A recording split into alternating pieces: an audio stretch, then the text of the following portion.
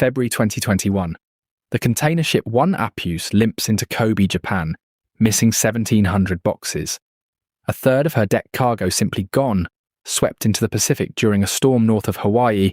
The crew did not secure them poorly. The lashings did not fail by accident. The ship was designed from the keel up to let them go. This is the central paradox of heavy weather naval architecture. A container ship survives storms that should capsize her by shedding the very cargo she was built to carry. High-stacked boxes raise the center of gravity to lethal heights. In steep seas, that weight becomes the enemy. Lose it, deliberately, through engineered breakaway points, and the ship rights herself. Keep it, and she rolls past the point of no return. What follows is the physics of not sinking. The quiet mastery of righting arms and stability curves, freeboard and watertight subdivision, the geometry that lets a 20,000-ton vessel recover from a 45-degree roll. And the cold calculus that says, when the sea demands a price, pay it in cargo, not in hull. This is how ships survive storms that should kill them. The fundamental question is not whether a ship will roll in a storm. It will, but whether it can roll back. Every hull in heavy seas heels to one side, driven by wind and wave. The physics of survival hinge on a single invisible force, the righting moment, the torque that pulls the vessel upright again. When a ship tilts, its center of buoyancy shifts outward, away from the center line, while the center of gravity remains fixed. That offset creates a lever arm, the righting arm, and the longer that arm, the stronger the pull toward vertical. Naval architects plot this relationship on a stability curve, heel angle on the horizontal axis, righting arm on the vertical. A healthy curve rises steeply at first.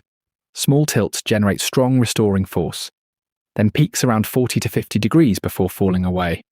The area under that curve is the ship's reserve of stability, the total energy available to fight back against wind and wave. A wide, tall curve means a vessel that rights itself aggressively. A narrow, low curve means a ship skating close to the edge, where one more gust or one more wave could push it past the point of return. But the curve is not fixed. Load cargo high, stack containers 7 tiers above deck, and the center of gravity climbs, shrinking the righting arm at every angle. The curve flattens, its peak drops, the reserve of stability drains away. In calm water, the numbers still pass inspection. In a North Atlantic gale, with the ship rolling 30 degrees and green water sweeping the deck, that flattened curve is the difference between a vessel that claws its way upright and one that keeps going over. The physics are unforgiving. A ship's ability to survive is written in the shape of that curve before it ever leaves port. The geometry is simple, but it decides everything. When a ship rolls, the center of buoyancy, the point where all the water's upward push concentrates, shifts sideways beneath the hull.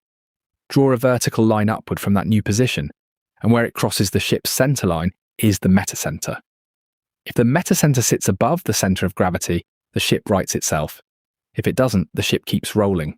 That vertical distance, metacenter to center of gravity, is the metacentric height, and naval architects guard it like a secret.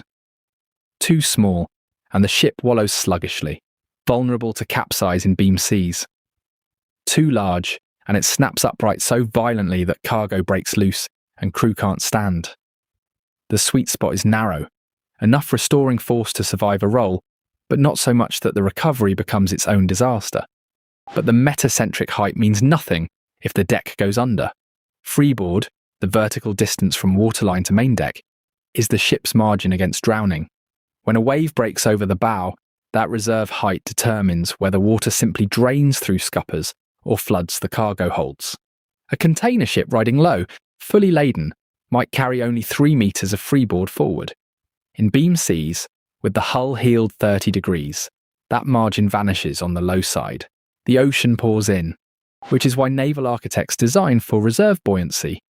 The volume of watertight hull above the waterline, sealed compartments that remain dry even when the ship heels or takes water on deck.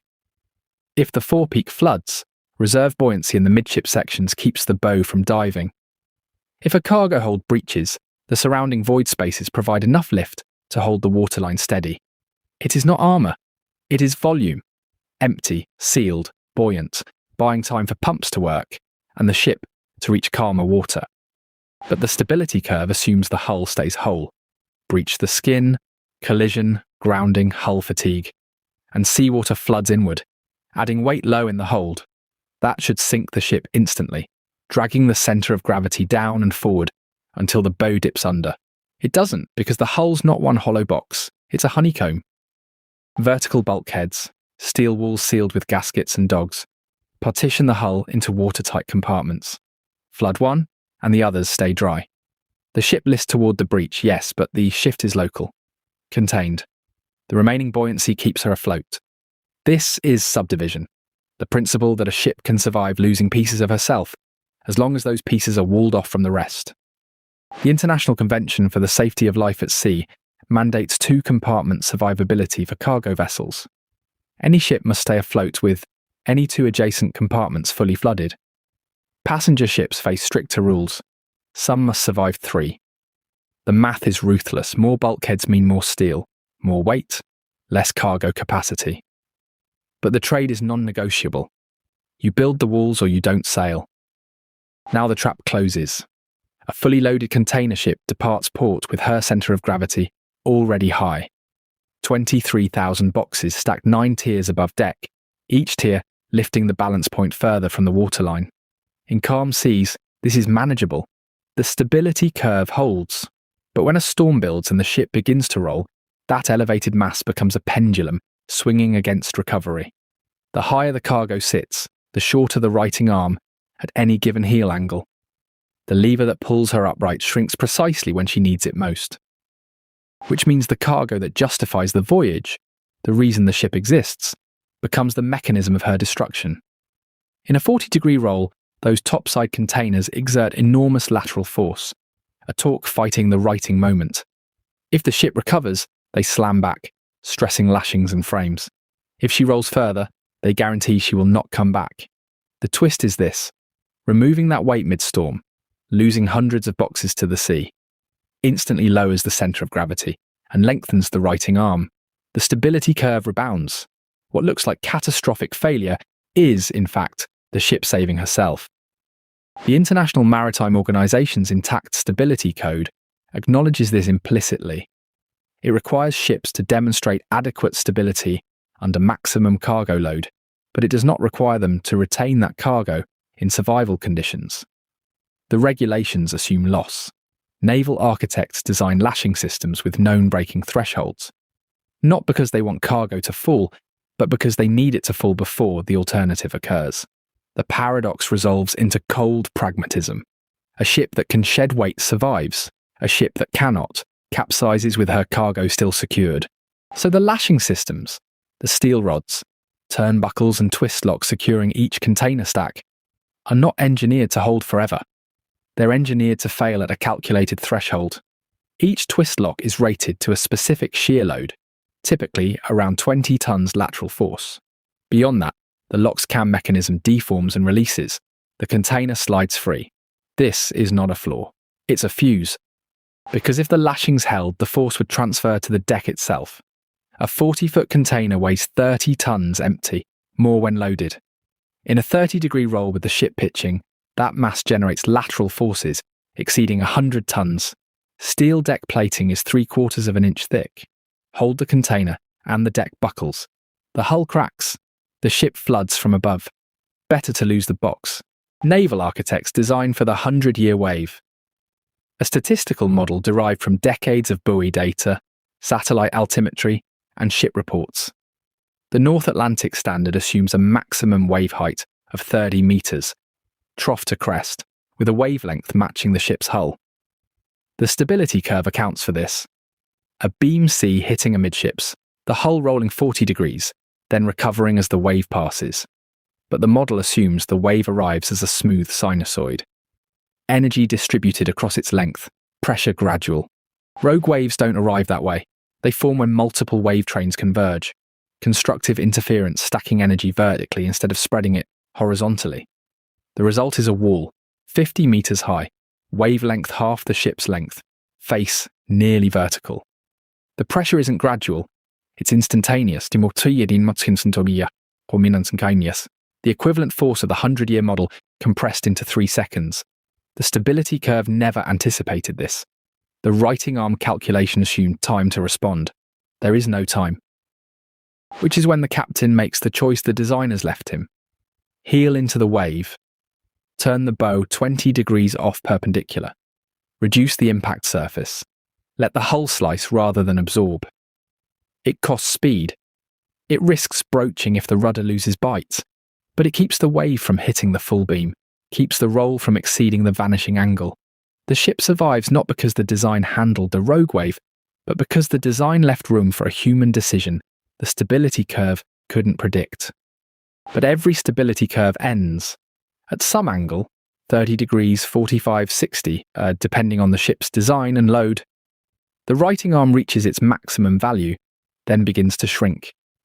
Past that point, the centre of buoyancy has shifted so far outboard that it starts moving back toward the centreline, closing the gap.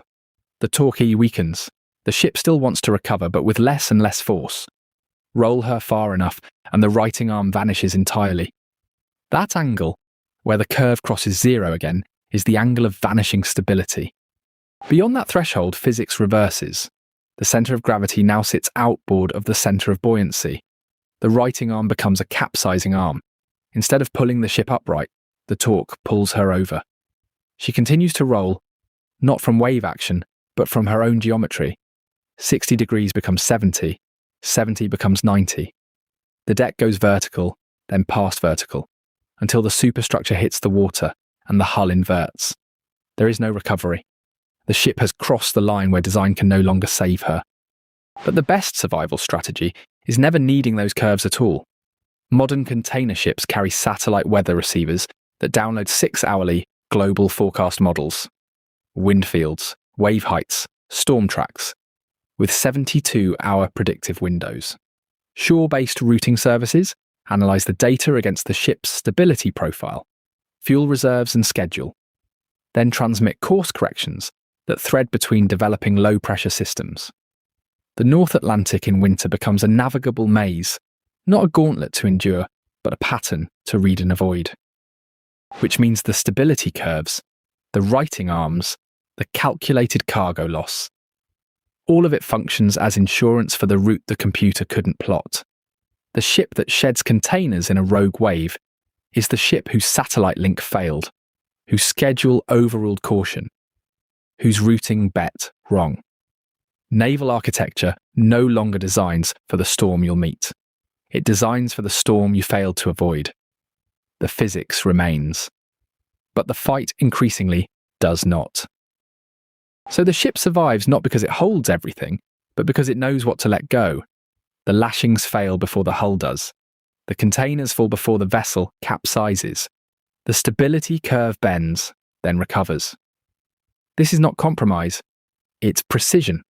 Naval architecture's quiet mastery lies in designing for loss, engineering the sequence of failure, so that what matters most endures. The storm passes. The ship, lighter and listing, steams on.